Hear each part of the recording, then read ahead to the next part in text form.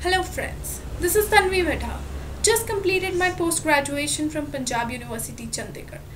Would like to talk upon reimagining Indo-UK relationships.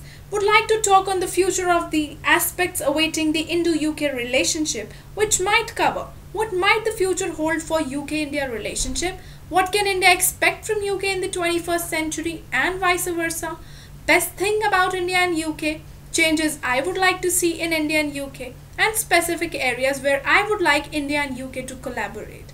So, as the tagline goes, we need to understand relationship today in order to suggest ways of recalibrating in the future. Indian culture has its own story to tell of how it traveled down the ages, always seeking dialogue with the cultures beyond its own. Diversity is an Indian passion. We live it, tolerate it, accommodate it, and relish it. The critical question then is of the manner in which individual societies respond to it. How do individual societies respond to it? Contestation is thus inherent, but it manifests itself most of the time in an agreed framework. On that note, a justification. For the same in India-Britain relationship is that India and Britain pride themselves on being multicultural and multiracial society.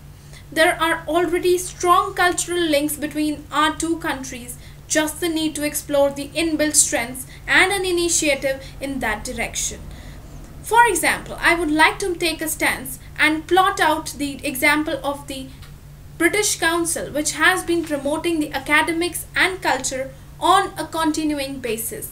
It has been established in various metropolitan cities across India and has been a milestone in that area.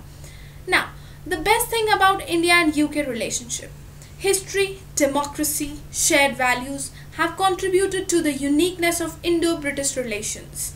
But really the distinguishing factor is the intricately woven fabric of personal relationship which both the countries consider as an asset, which has been buoyed by the top-level exchanges amongst the great political powers of both the countries. Now, the intensity of bilateral cooperation reflects the vitality of the same bilateral relations. Now, this cooperation might prove the biggest advantage to both the countries, with its visible effects already present in the nanosciences, biotechnology, information technology, and various other sectors.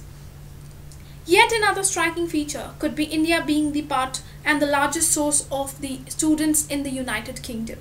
A striking achievement for India in that regard has been its emergence as the soft power, which it contributes its success to countries like Britain, which have been a great export area for its culture, art, and professional power worldwide.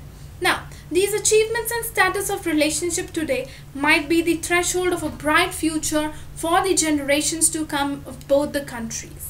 This could also prove to be an advent of an all-new era and reimagining the Indo-UK relationships and redefining them and giving them a new outlook all over.